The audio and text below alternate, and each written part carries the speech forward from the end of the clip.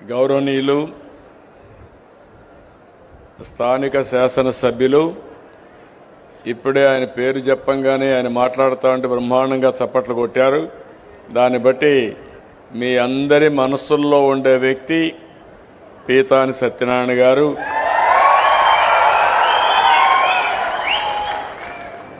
నేను అప్పుడప్పుడు టెస్ట్ చేస్తున్నా, ఎమ్మెల్యేలు మీకు అందుబాటులో ఉన్నారా లేదా, అదే మాదిరిగా మీకు ఆమోదయోగ్యం అవునా కాదా కూడా టెస్ట్ చేస్తున్నా. అందుకని ఆయనే చెప్పాడు, మమ్మల్ని గురించి ఎప్పటికప్పుడు సమాచారం తెప్పిస్తారని. ఒక బాధ్యత కలిగిన పార్టీ అధ్యక్షుడిగా ఎమ్మెల్యేలందరినీ కూడా సరైన మార్గంలో నడిపించి ప్రజలకు న్యాయం చేసే బాధ్యత మీరు నాకు అప్పచెప్పారు. ఇప్పుడు రెండో బాధ్యత కూడా ముఖ్యమంత్రిగా ఓట్లేసి అఖండ మెజార్టీతో గెలిపించారు.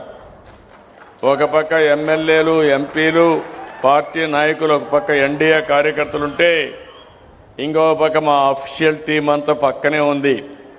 మీకు ఎదురుగా కూర్చొని పెట్టాను. ఇద్దరిని కూడా సమాంతరంగా తీసుకుని మీ సమస్యలు పరిష్కారం చేయడానికే నేను ఇక్కడికి వచ్చాను. తప్పకుండా భవిష్యత్తులో అన్ని సమస్యలు పరిష్కారం చేయడమే కాకుండా మీ భవిష్యత్తు కూడా బాగుండే విధంగా తీర్దిద్దే బాధ్యత మేము తీసుకుంటామని మరొక్కసారి అందరికీ హామీ ఇస్తున్నా. ఇక్కడ పార్లమెంట్ సభ్యులు, గౌరవనీయులు, కేంద్ర మంత్రివర్గంలో సభ్యులు భూపతిరాజు శ్రీనివాస్ వర్మ గారు, ఆయన కూడా ఎప్పుడు కూడా బీజేపీకి చాలా గట్టిగా పనిచేశాడు. అందుకే ఆయన సేవలు గుర్తుపెట్టుకొని ఎంపీ ఇవ్వడమే కాకుండా డబల్ జాక్పాట్ మంత్రిగా కూడా ఇచ్చారు ఆయనకు. ఇప్పుడు ఆయన ఇక్కడుండి మీ అందరి సమస్యలు పరిష్కారం చేస్తారని చెప్పి ఆశిస్తున్నా. ఇంకో పక్కన రెవెన్యూ సమస్యలన్నీ పరిష్కారం చేయడానికి రెవెన్యూ శాఖ మంత్రి అనగాని సత్యప్రసాద్ గారు ఈ పట్టాదారు పాస్ పుస్తకాలను ఆయన ఆధ్వర్యంలోనే మీకు ఇవన్నీ పరిష్కారం అవుతున్నాయి. ఇంకొక పక్క గొట్టిపాటి రవికుమార్ గారు, పవర్ మినిస్టర్, రాబోయే రోజుల్లో మీకు కరెంటు ఛార్జీలు ఇమీడియట్గా తగ్గించలేం, అప్పులు చేశారు కాబట్టి. కానీ నాణ్యమైన పవరు, కరెంటు ఛార్జీలు పెంచకుండా మీకు మెరుగైన కరెంట్ అందించే బాధ్యత గొట్టిపాటి రవికుమార్ తీసుకుంటాడని చెప్పి కూడా నేను మీకు తెలియజేస్తున్నా. ఇక్కడే నిమ్మల రామానాయుడు,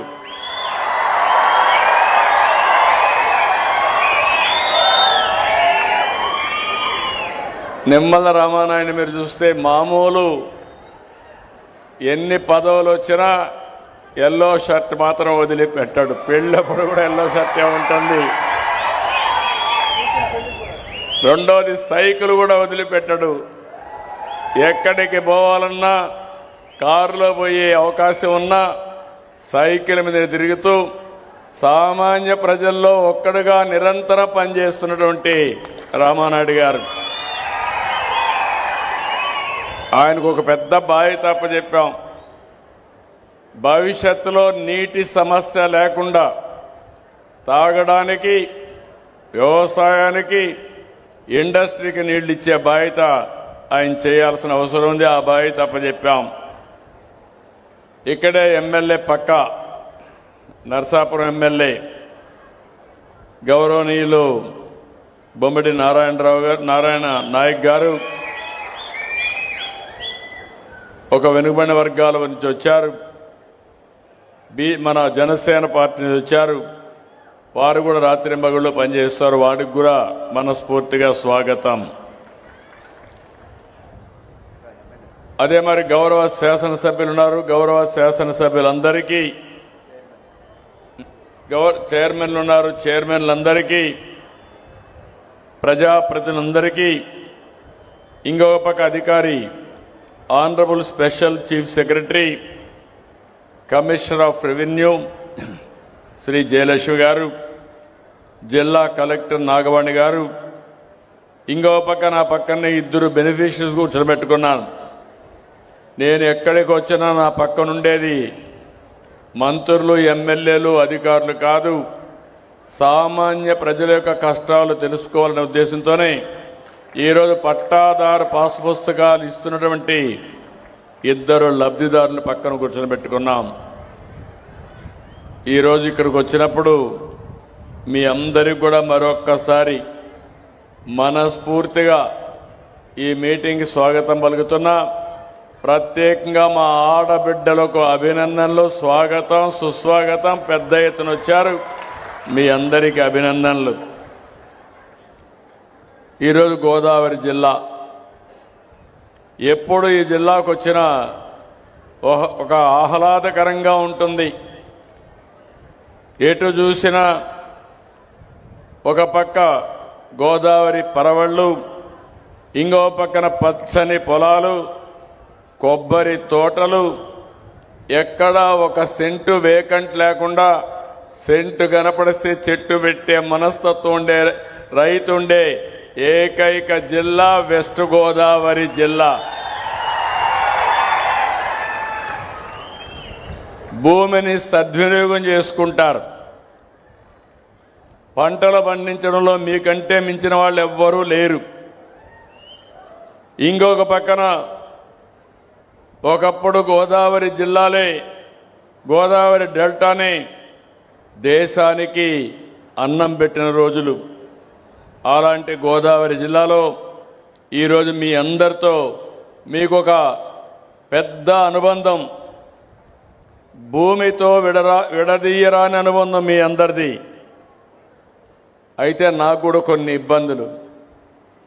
ఎక్కడైతే నేను విశాఖపట్నం పోతే భూమి కావాలంటే ఇస్తారు, అక్కడ పెట్టుబడులు వస్తున్నాయి, పెద్ద పెద్ద ఇండస్ట్రీస్ వస్తున్నాయి. రాయలసీమకు పోతే భూమి కావాలంటే ఇస్తారు, అక్కడ కూడా పెద్ద ఎత్తున వస్తాయి. ఇక్కడ మాత్రం ఒక సెంటు భూమి ఇవ్వాలంటే చాలా కష్టం, సేకరించాలన్నా కష్టం.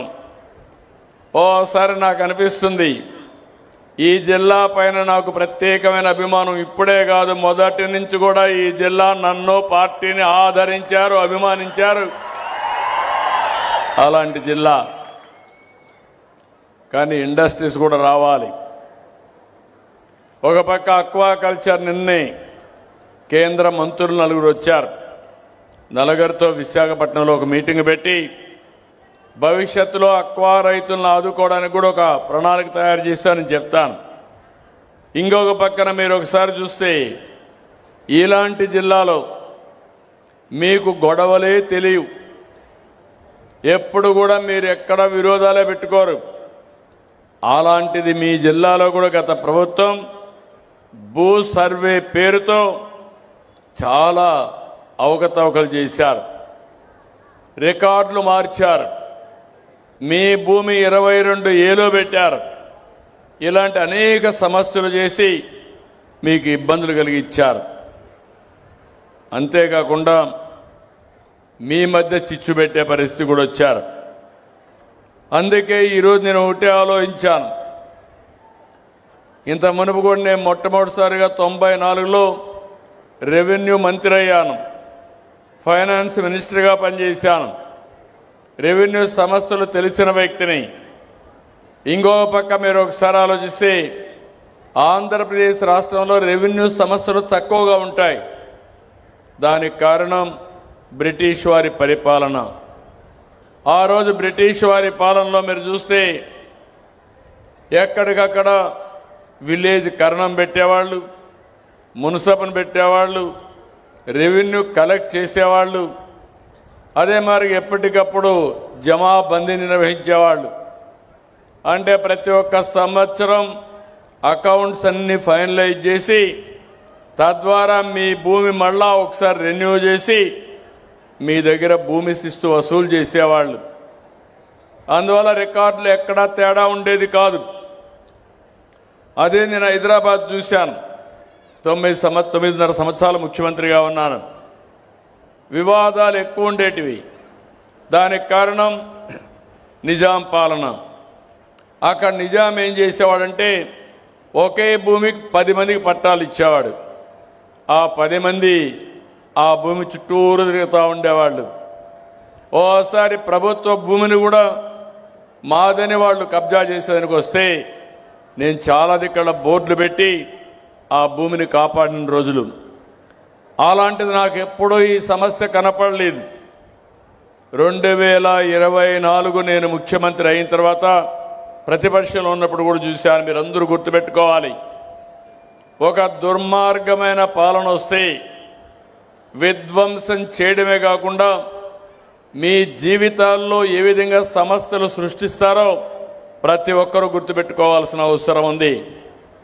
ఆ రోజు వీళ్ళు చేసిన పని ఎవరికి ఎలాంటి ఆలోచన రాలేదు. ఒక కొత్త చట్టం తీసుకొచ్చారు, ల్యాండ్ సీలింగ్ యాక్ట్ అని, టైటిల్ యాక్ట్ అని తీసుకొచ్చారు. టైటిల్ యాక్ట్ అంటే మన భూమిని మొత్తం కూడా ఆ చట్టం కింద తీసుకొచ్చి ఎంఆర్ఓ, జాయింట్ కలెక్టర్, సిసిఎల్ఏ వీళ్ళు ఉంటారు అడ్మినిస్ట్రేషన్లో.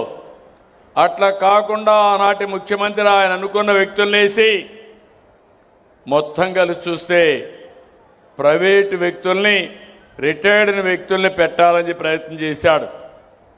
అంటే ఈరోజు మనం ఇంకొక పక్కన మన రికార్డులు ఉండవలసిన స్థలం ప్రభుత్వ ఆఫీసుల్లో ఉండాలి, కంప్యూటరైజేషన్ చేస్తే ప్రభుత్వ ఆధీనంలో ఉండాలి. అలాంటి ప్రైవేట్ వాళ్ళకి అప్పచెప్పేశాడు. నేను ఆ రోజు చెప్పాను, వినలేదు. అందుకే మీరందరూ గుర్తుపెట్టుకోవాల్సిన ఎన్నికల ముందు నేను ఆ రోజు ల్యాండ్ టైటిలింగ్ యాక్ట్ రద్దు చేస్తానని చెప్పడమే కాకుండా తగలబెట్టాను, పబ్లిక్ మీటింగులో తగలబెట్టాను. వచ్చిన వెంటనే రద్దు చేశాను. మీ భూమి మీ పెద్దలు మీకు ఇచ్చారు, మీ కష్టార్జితం సంపాదించుకున్నారు. మీ భూమి మీద ఫోటో వచ్చి ఎవరు ఫోటో వేశారు? జ్ఞాపకం ఉందా? ఎవరు ఫోటో వేశారన్నాను. సైకో ఫోటో వేసుకున్నారా లేదా? అంటే భూమి మీది ఫోటో అయింది. నిద్ర లేస్తే మీరు ఆయన. మూడవది, ఇక్కడ ఇంట్లో పుస్తకం చూస్తేనే కనపడాలి. ఇంకో పక్క మీ పొలం తిరిగిపోతే కూడా మిమ్మల్ని వదిలిపెట్టలా. మీ ఎంటబడ్డాడు భూతం మారిగా. పొలం దగ్గరికి పోతే మామూలు రాళ్లు కాదు, మోస్ట్ కాస్ట్లీయెస్ట్ ల్యాండ్ అవి. ఎక్కడంటే గెలాక్సీ గ్రనైట్, అది ఒంగోలులో దొరుకుతుంది.